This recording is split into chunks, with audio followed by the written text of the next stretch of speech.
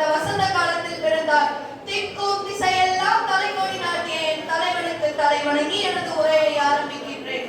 ஆம், நான் இன்று பேச வந்துள்ள தலைப்பு கலைஞரால் தலை நிமிர்ந்த தமிழகம்.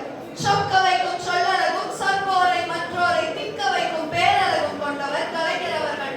பொதிகை மலை காட்டுக்குள் பொருணை நதி ஊற்றுக்குள் இங்கிருக்கும் இளந்தமிழர் நெஞ்சம் கூற்றுக்குள் அவர் பிடித்த இடத்தை சொல்ல வார்த்தைகளே இல்லை.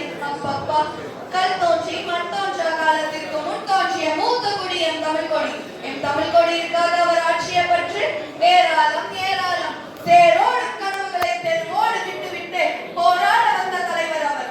இந்து மதத்தவருக்கு பகவத்கீதை, இஸ்லாமியருக்கு திருக்குர்ஆன், கிறிஸ்துவருக்கு பைபிள், அப்பொழுது தமிழருக்கு என்றால் திருக்குறள். அந்த திருக்குறளை எழுதிய வள்ளுவருக்கு வள்ளுவர் கோட்டம் அமைத்தார் கலைஞர் அவர்கள். வள்ளுவர் கோட்டம் என்பது அவரது கடவுள். அங்கிருக்கும் தேர் தமிழ் தேர். அங்கு செதுக்கப்பட்டிருக்கும் ஒவ்வொரு வார்த்தைகளும் தமிழரின் பெருமையை சொல்லும். குமரி முனையில் அவர் வைத்திருக்கும் சிலை எவ்வளவு உயரமோ அதை காட்டிலும் உயரத்தில் இடம் பிடித்துள்ளார் கலைஞர் அவர்கள் தமிழ்நாடு மக்களின் மனதில். திருமால் இவ்வுலகை காலால் அளந்தார், திருவள்ளுவர் இவ்வுலகை 2 அடியில் அளந்தார். ஆனால் நாவால் அளந்த பெருமைக்கு சொந்தக்காரர் கலைஞர் ஒருவரே ஆவார். கலைஞர் அவரின் பேச்சை கேட்டால் நான் கருத்து சாற்றில் பால் கலந்து தேன் கலந்து திவட்டான சுவை கலந்து இன்றைக்கும் நம் உணர்வில் தத்துவ தேரோட்டமாய் ஓடுகிறார். வாழ்க்கையை சிலிர்க்க வைக்கும் ஒற்றை வார்த்தை உடன்பிறப்பே என்ற ஒற்றை வார்த்தையின் பிதாமகன் அவர் கலைஞர் அவர்கள். 1924ஆம் ஆண்டு திருவாரூர் திருக்கோளை தந்த திருமகன் முத்துவேலன் அவரது தமிழ் மகன் அஞ்சுகா அம்மாளின் தலைமகன் ஆவார். பள்ளி மாணவராக இருக்கும் பொழுதே தனது தமிழ் பணியை தொடங்கி இத்தமிழ் சமுதாயத்திற்கு அவர் ஆட்சியை பற்றி ஏராளம் ஏராளம். அது மட்டுமா, 1942ஆம் ஆண்டு முரசொலி என்ற பத்திரிகையை ஆரம்பித்து அநீதிக்கு எதிராக முரசறைந்தார். செம்மொழியான தமிழ் மொழியாம் என்ற இந்த பாடலை கேட்டவுடன் நம் அனைவருக்கும் மெய்சிலிர்த்து போய்விடும்.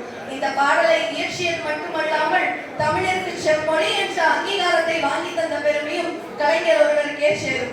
இன்றைய இளைஞர்கள் அலைபேசியில் தமிழில் அச்சடிக்கிறார்களே, அதற்கு இணையவழி பல்கலைக்கழகத்தை உருவாக்கி இந்தியாவிற்கே முன்னோடியாக திகழ்ந்தார் கலைஞர் அவர்கள்.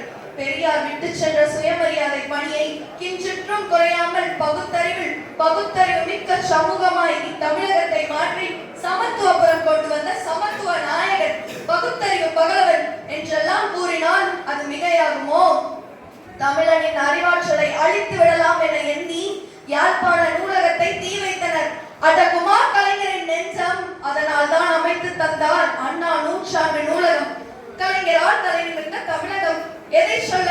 கர்ம வீரர் காமராஜர் பின் அணைக்கட்டுகள் பலவற்றினை கட்டி இத்தமிழகத்தை செழிக்க வைத்ததை பற்றி சொல்லவா? இன்றைக்கும் அசையாமல் நிற்கும் பல மேம்பாலங்களை கட்டித்தந்ததை பற்றி சொல்லவா? 2000 ஆண்டுகளுக்கு முன் அழிந்த பூம்புகாரை மீண்டும் கட்டி எழுப்பியதை பற்றி சொல்லவா? பல நினைவு சின்னங்களை இக்கால இளைஞர்களுக்கு எடுத்துக்காட்டியதை பற்றி சொல்லவா? தமிழக சுதந்திர போராட்ட வீரர்கள் அனைவருக்கும் மணிமண்டபம் அமைத்து புகழ் மாலை சூட்டியதை பற்றி சொல்லவா?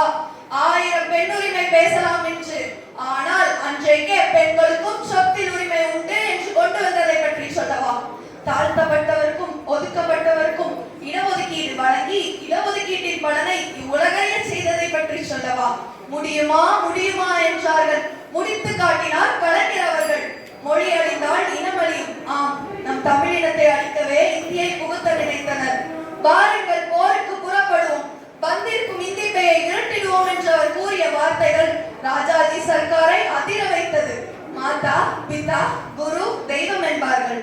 பேச்சு பழகிய மாதாவிற்கும் பேச்சு பிழை நீக்கிய பிதாவிற்கும் பேச்சு நாகரிகம் கற்றுத்தந்த குருவிற்கும் பேச வாய்ப்பளித்த இறைவனுக்கும் நன்றி கூறி கடைசி தமிழன் இருக்கும் வரை தமிழும் கலைஞரின் புகழும் வாழும் என்று சொல்லி எனது உரையை முடிக்கிறேன். நன்றி.